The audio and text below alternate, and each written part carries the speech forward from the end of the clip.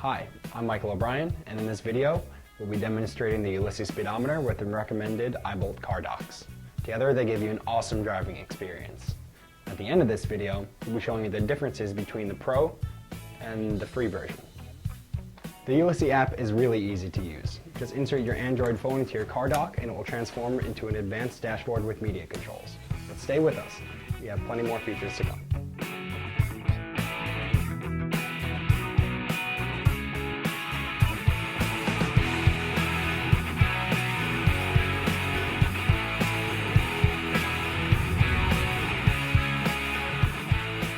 So here we are in the car ready to take a test drive. Today we will be using the Samsung Note 3 with the iBolt Dock and Play cable. With this cable you can play the sound and GPS directly to your car's stereo.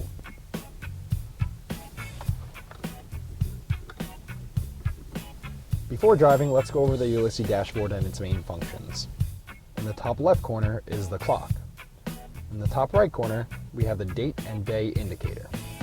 Now on the bottom right side we have a really handy battery indicator. The main screen has 4 gauges and 2 trip meters. The large gauge is a speedometer. A tap opens access to the main menu. From this page, you can configure the dashboard, which we'll go over when we're back in the studio.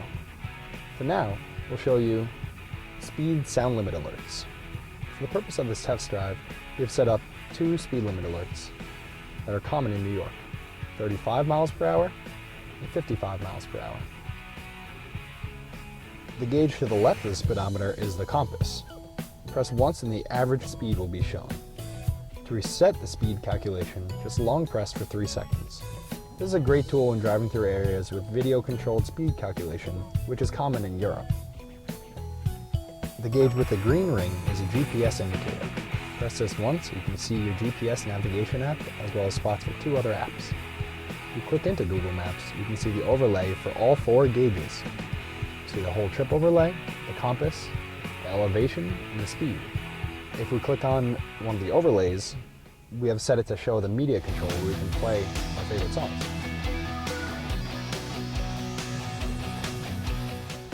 This 4th gauge is for your elevation meter. It's handy for when you're in mountainous areas. But another cool feature is hidden.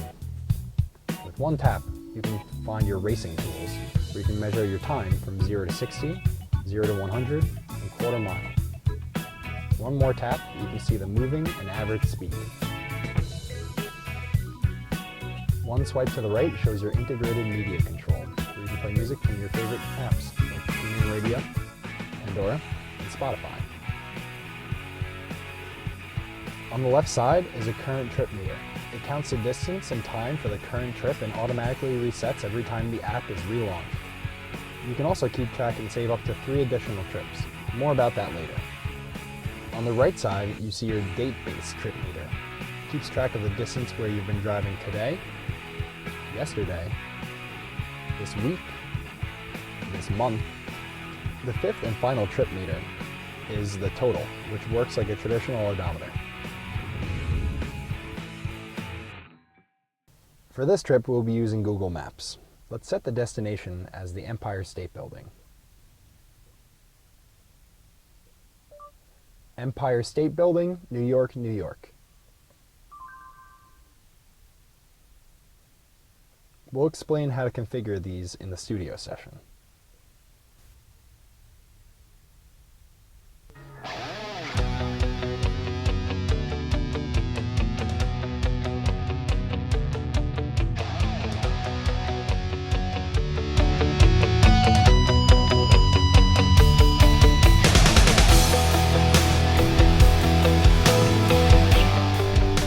As we approach our speed limit of 35 miles per hour, the speed limit sound alert goes off.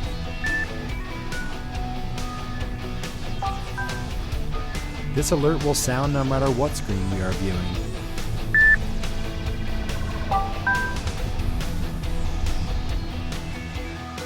See how the compass recalculates as we turn.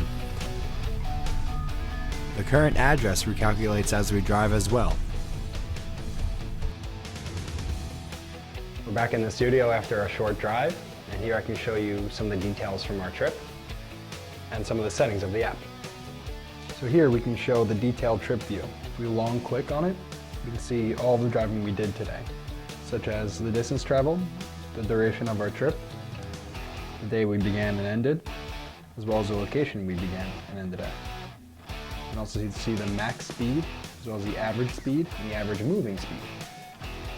Here's the total amount of time traveled, as well as the amount of time moving and idle.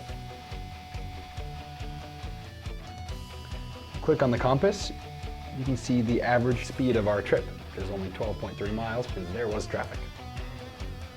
If you click on the speedometer, that brings you to your main menu, where you can show your navigational panel.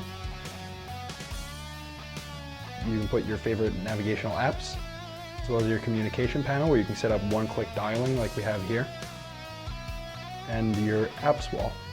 You can set things like Spotify and your camera. Also on the menu, we have night mode, which dims your display.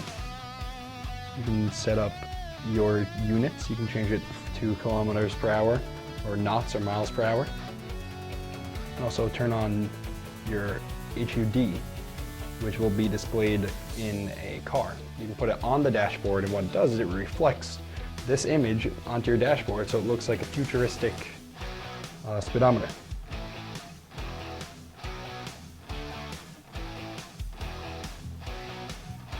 You can also select your profile. Here we have my own profile set for Mike. You can also reset your max speed.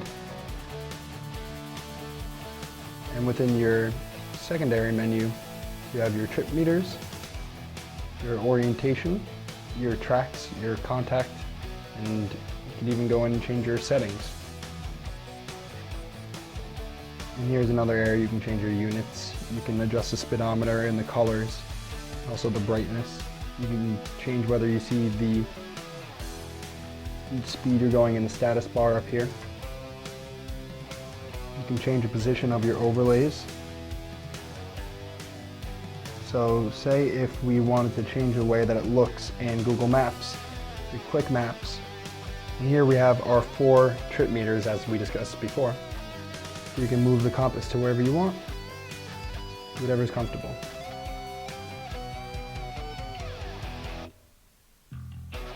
Within the alarms panel, you can turn on or off your speed edge and speed alarm sounds. So the edge is for when you're approaching the speed, and the alarm is for when you reach that speed.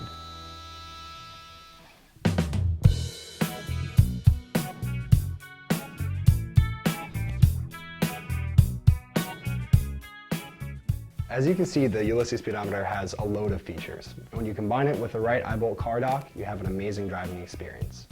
Drive safely, see you again soon.